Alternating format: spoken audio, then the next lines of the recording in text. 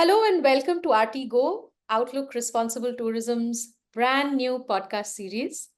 As some of you know, we are turning 10 next year, and our journey so far has taken us to many, many new places and helped us connect with some absolutely wonderful people across the country. Through this podcast, we want to introduce you to some of those wonderful people who have opened up their homes and their hearts to absolute strangers who have then gone on to become their friends, of course. We hope Artigo will give you a chance to meet them, to visit their homes, their cities, their towns, their villages, and to experience their food, their culture, and of course, their amazing hospitality. So let's travel together. Come travel with us. Let's Artigo. And today we're going all the way to the Andamans, to the village of Webi in the Mayabandar, where we're going to meet Mr. Saw John, who some of you might already know. He is the owner of a beautiful, beautiful homestay called Koh Hee Homestay, which won the Outlook Responsible Tourism Awards back in 2020. And he's also known to many others as the base manager and the programs coordinator for ANET, the Andaman and Nicobar Environment Team. So welcome, Mr. Saw John. Wonderful to meet you, sir, after a long, long time. Good to see you. Hello. Good morning to you. Good morning. Is the weather all right in the Andamans right now? What is it like? It's nice weather now. Couple of months back, it's quite hot, but now for the last 2-3 days, the rain just started. I mean, not continuous rain, but it's been raining like for 2 or 3 days. So, That must but be. hopefully the monsoon will start soon, and that gives us a lot of relief from the heat, the thing, hot season. I know I'm in Delhi. I can tell you that we would love some rain, but it's even year, to hear about rain and the Andamans and the greenery that I'm imagining already, it's making me feel cooler. So yeah, I hope it's you get actually this year is very different. It's every year it's been hot during this month, but this year it's quite hot this year specifically. Oh, who knows? I mean, this is probably all linked to climate change. As we can see, it's happening everywhere. So we Yeah. are all we're all we're watching as we go along. But but I know that of course the best time to visit the Andamans is the winter. And Yeah. I've you know this. I've wanted to come to you for a long time, but it hasn't happened so far. And like I said, I'm putting out a message to the universe saying, please find an excuse to take me to Koh Hee soon. But until then, can you do me a favor?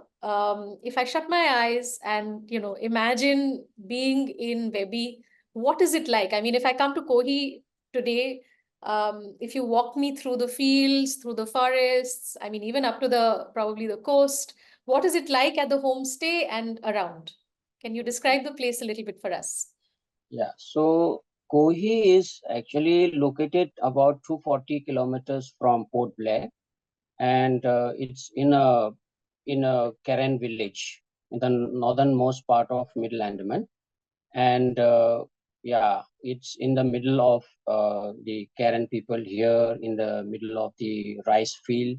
So here people do rice farming for subsistence, and the rice varieties people grow here is mainly from the rice varieties which people has brought from Myanmar, and we are still growing it in our own organic farm. We don't use any pesticides or fertilizers. We just use organic fertilizer, and we use cow dung and all compost and everything like that.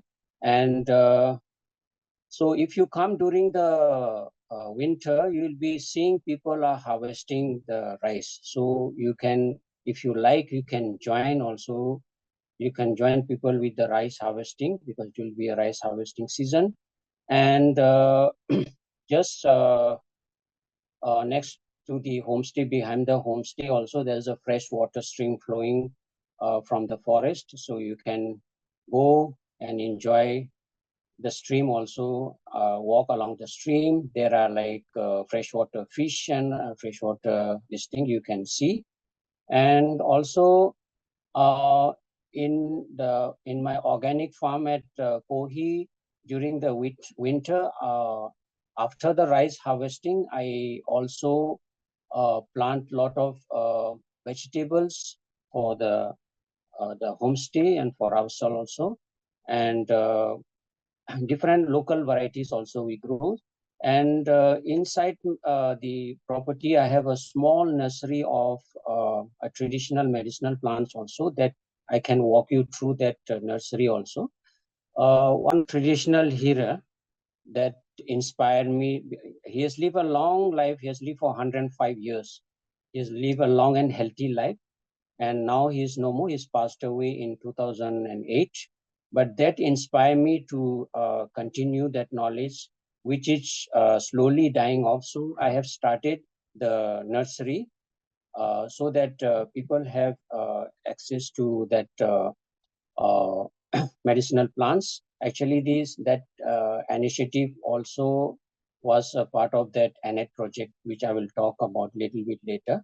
So other than this thing, the medicinal plants nursery, then I can also take you to a community center where, again, that is also an initiative by ANET, this thing, and it's called the Andaman Karen Craft Cooperative Society. It's formally registered as a cooperative society. So the idea behind starting that cooperative society is to revive the Karen traditional arts and culture, and also for local economic empowerment, and while holding on the Karen traditional heritage and sustainable resource use pattern.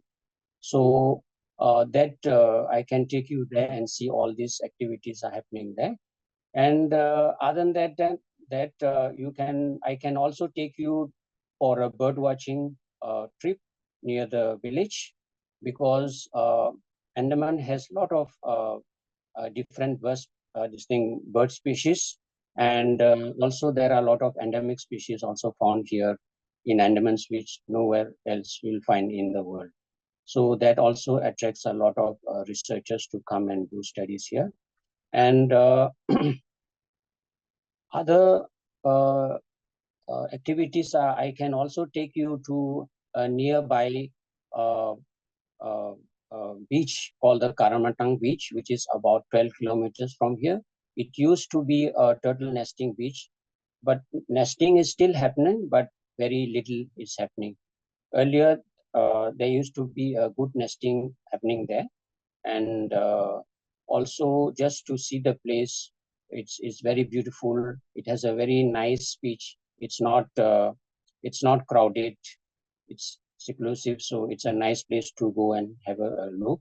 And also, you can also visit Avis Island close by, close to Mayabandar town.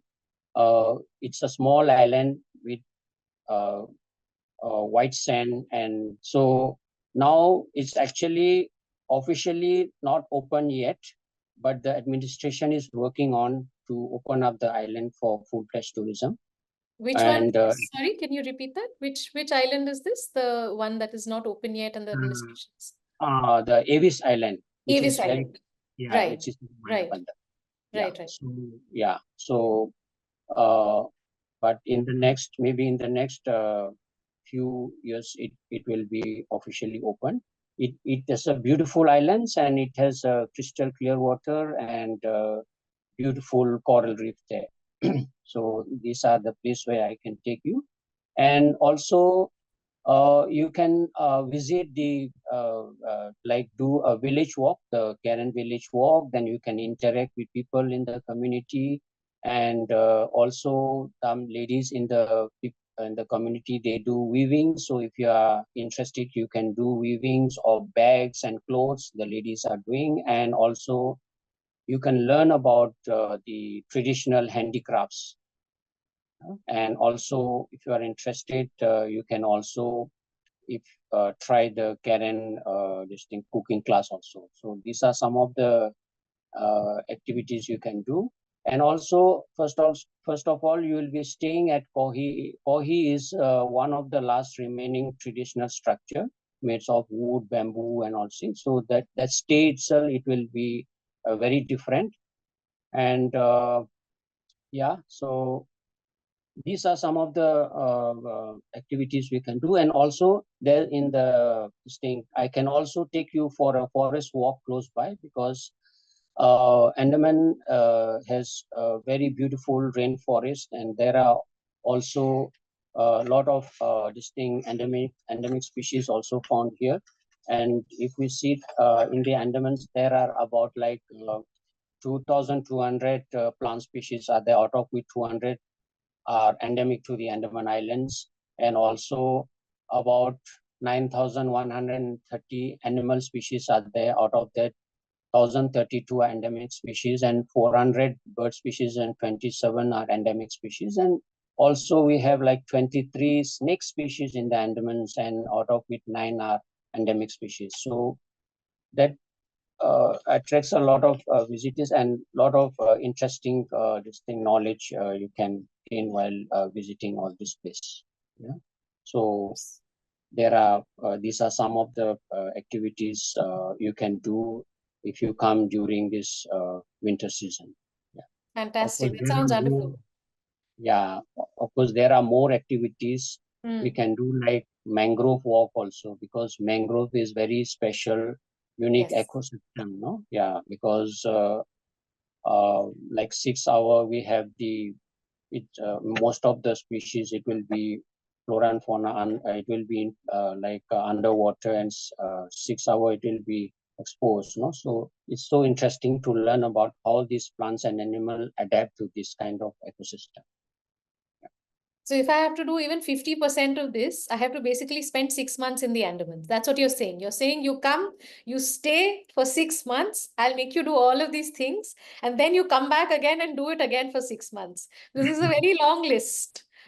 Very happy long list, but it's a long list. Yeah, No, long no. list, but you Yeah. can choose based on the timings, whatever times you can have, and choose accordingly. And this I have listed out all these activities, but as per your convenience and timings, you can choose what you want to do. Yeah, and I think a lot of people from what I know and those, friends who have visited have told me that it's also just being at Koh Hee, sitting on the balcony and looking at the fields around. I think you have 5 acres of Yes, farmland yes, around you, right? yes, So yes. just being there and doing nothing is also, an experience that, that can be absolutely life-changing for many. But before we talk about anything else, you have been talking about the Karen community and the fact that your house itself, the homestay itself, is has traditional Karen architecture, which is fast disappearing. So can you tell everybody about the Karen community and how they came to be in the Andamans a little bit, just a history, a little bit of history, a little bit of culture, that an introduction to the community for those who have never heard about them. So the Karen community is originally from Myanmar. It's one of the largest ethnic tribe in Myanmar. So uh, how we were brought by the British in the late 1925, mainly to work in the forestry operations in the Andaman Islands, because that time Andamans and all Myanmar is all under British Empire. No? So that time there was a chief commissioner called Mr. Farrar. So he has a cousin named uh, Reverend Marshall, who is a principal of a theological college in Myanmar. So once Mr. Marshall visited Mr. Farrar in Andaman Islands, and Mr. Farrar requested him to get him some people who will be able to help with the forestry operations in the Andamans. So Mr.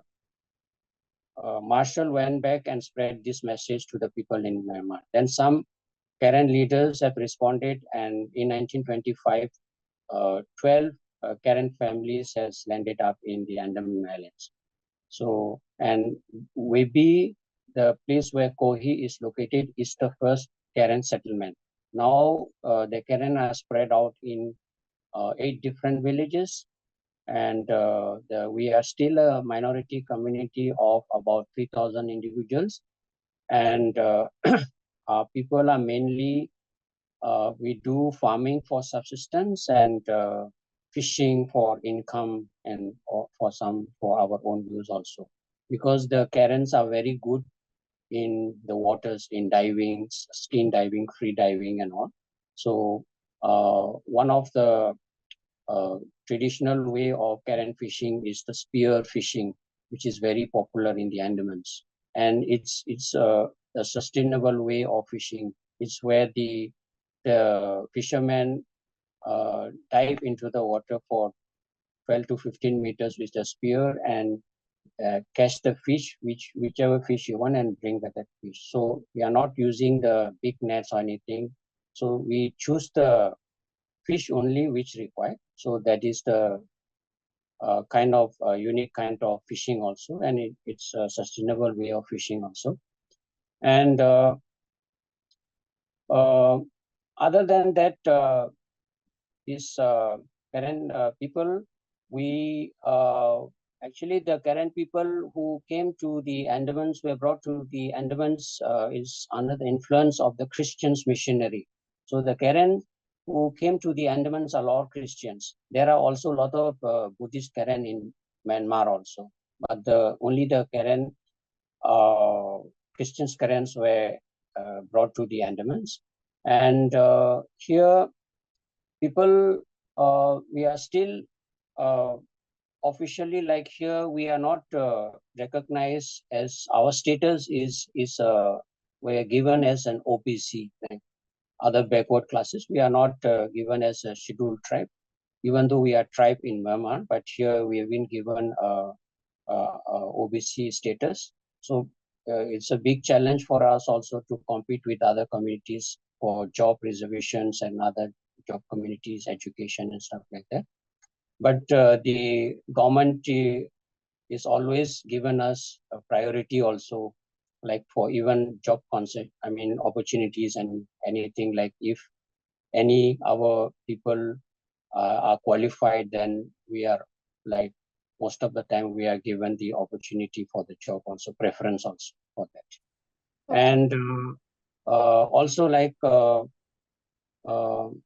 we are still holding on our culture and tradition here. Like the traditional Karen house is actually, it's made of wooden structure and it is on a steel, and we we are staying upstairs, and then downstairs is used as a working space and storage space also.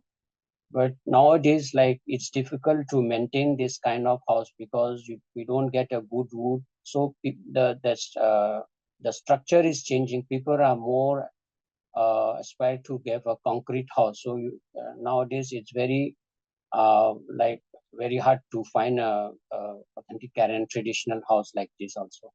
So for me, like I want to preserve this kind of house. So also that one of the reason for me to inspire me for open up this house as a like homestay also for visitors to come and Right. experience this thing.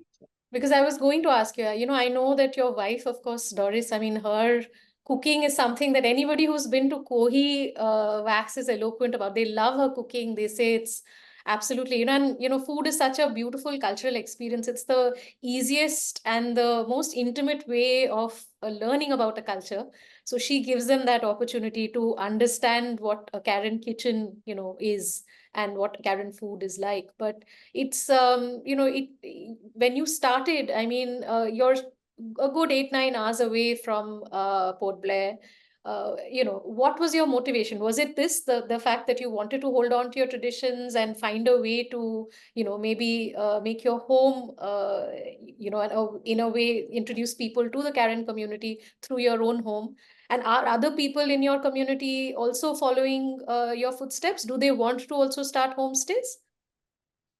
Yes. So after like people like after I have started the homestay, and the people has been seeing that uh, tourists are coming to my place from mainland India and even from abroad also, even from different parts of the world also, they have been seeing that.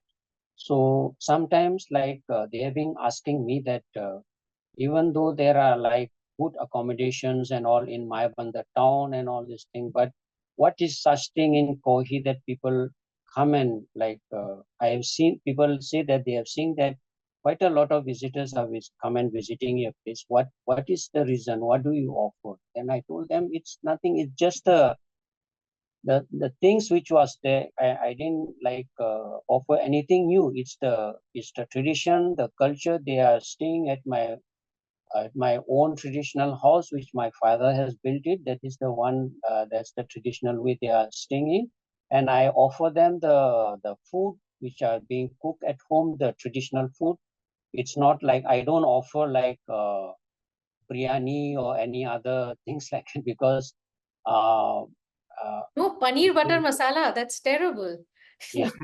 No, we do keep an options like if No, people no. want to have that Yeah, also I we can. this thing, but Yeah. also but the main this thing reason is to give them the culture experience, the food experience.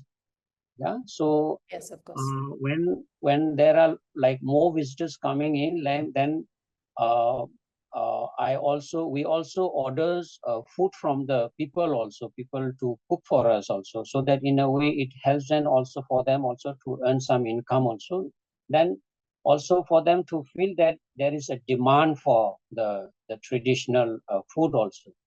So right now through the craft center where I was talking about, there we have a small uh, place also for which serve Karen traditional cuisine also.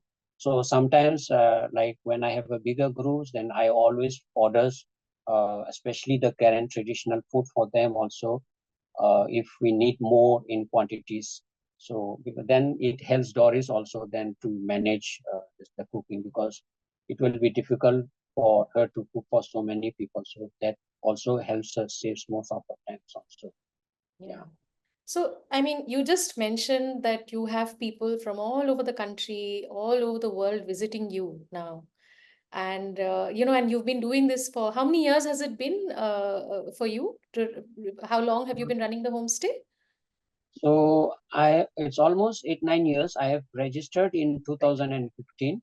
So actually uh, earlier also people used to come, but I was not running as a homestay. It's only some friends who come and visited me, like friends from mainland India and some of my colleagues at ANET. So they came and stayed. Whenever they come, they stayed at my place only. So later that because I've joined ANET in 1994, and I've been working there for almost 20 plus years, and I was always away from home. So then, after my parents passed away, I feel that I should come back to my family because I always left my family alone here. I'm always away, and I wanted to come back and also uh, do something here because I can't just leave the job and come and stay at home. So I have to think of some way how to sustain myself and my family. So this homestay concept has come up in my ideas because it's been there for a while in the tourism this thing also scheme tourism departments. They have this scheme for quite some time, and then some of my friend has suggested me that. So then I went through the guidelines, the criteria, and I feel nice about it, and I really wanted to like do something because in a way it will help me to sustain myself also, and a way to preserve the culture and this thing also. And other than that, colleagues and my boss at Anet, they are like they even though they are my boss, but they are also friends. I told them about like I wanted to come back to my village, and these are my ideas, and anything they can help also. So then through we have written some proposal to do some community project. Then eventually we got that some grant to start that project called the Andaman Karen Crafts, which I have mentioned earlier. So that helps me. So right now I am running this homestay, and I am also coordinating the work at the craft center also. And people has been benefited also. Like when the tourists come to visit at the homestay, uh, when they go, then they buy souvenir, handicrafts, and all from the craft center also. So that helps the people also for income generation, and that center also works and as an alternate source of livelihood also. Yeah. And it inspires many people. I think that's also very nice. You're talking about Dakshin, working with them as well, right? So through Annette.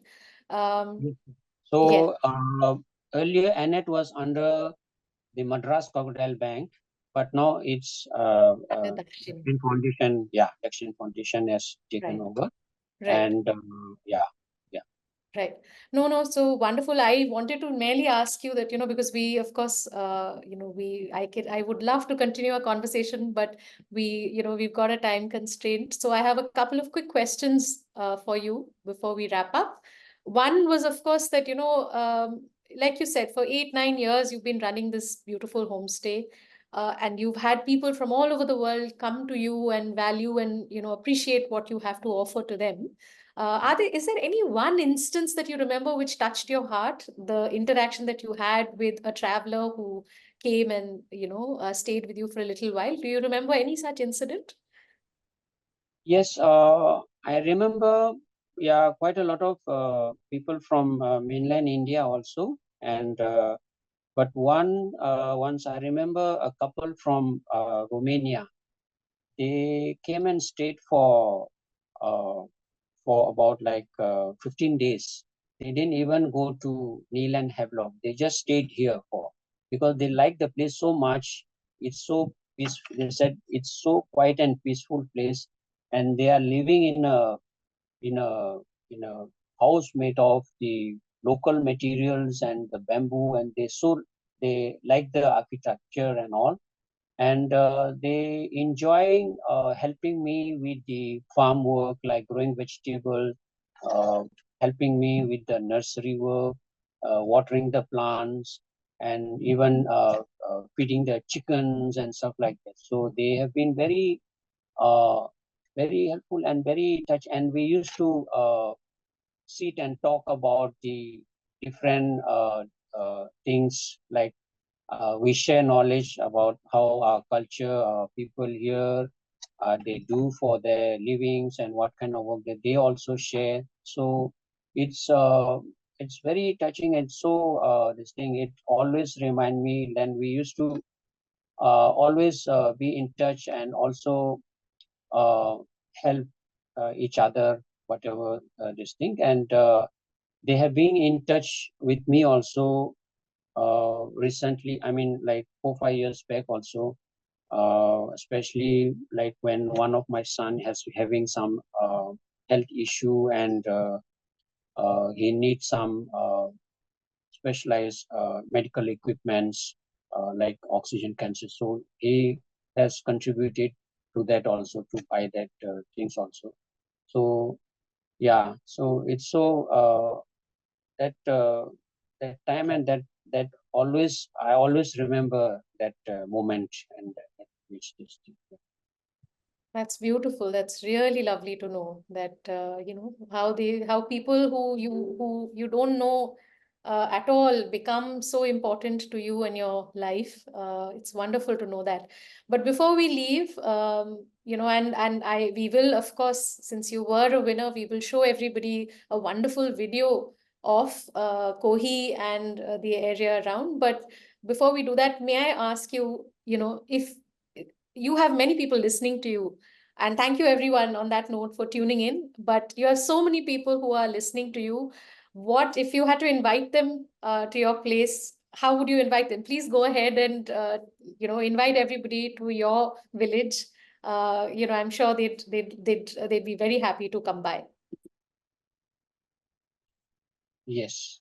I mean, like I can invite people, like you said? Yes, just like please come and buy, and it's your home. I mean, so we're not going to a hotel, we're not going to some, we're going to meet you.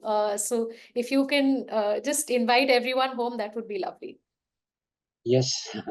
So all of us, all of you who are watching this thing, video or whatever, interviews are all welcome to my place, my home at Webi Village, Koh Hee.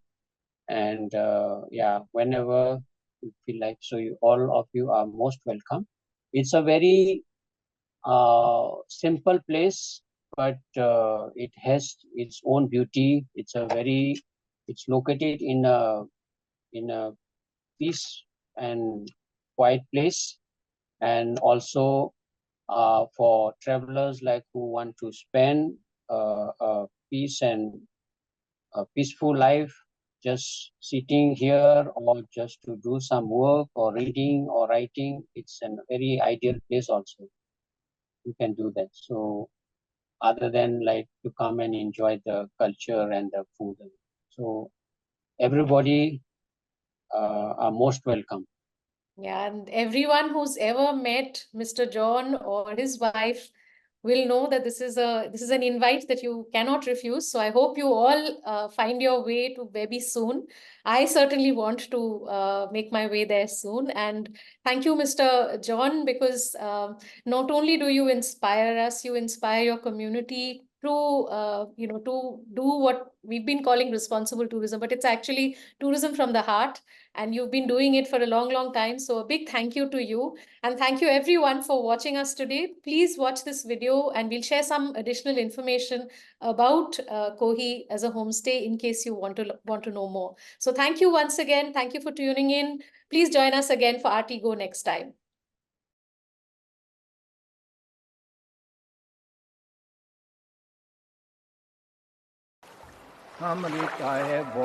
ये जो गांव में रहता हूँ इसको वेबी बोलते हैं। वेबी का मतलब है हिडन सिटी। मेरा नाम सॉ जॉन ओंग थोंग है और मैं करेंट कम्युनिटी का मेंबर हूँ। ये जो होमस्टे मैंने शुरू किया है, नाम दिया है कोह ही। इसका मतलब है आइलैंड होम। आइलैंड में इस तरह का स्ट्रक्चर होना चाहिए जो लोकल मटेरियल से बनना चाहिए। अंडमान भी रेन फॉरेस्ट है तो काफ़ी डाइवर्सिटी है, प्लांट्स, लोकल यूजेस है, ट्रेडिशनल यूजेस है। अंडमान करेंट क्राफ्ट जो ऑर्गेनाइजेशन, इसका जो ऑब्जेक्टिव्स है mainly current tradition, culture, food system उसको प्रिजर्व करने के लिए। टूरिस्ट के लिए भी एक अच्छा अपॉर्चुनिटी है। यहाँ पर हम लोग चाहता है कि लोग एक साथ आके काम करें। राजी बाजी ले खूबिया हमरे टाहे बोनीता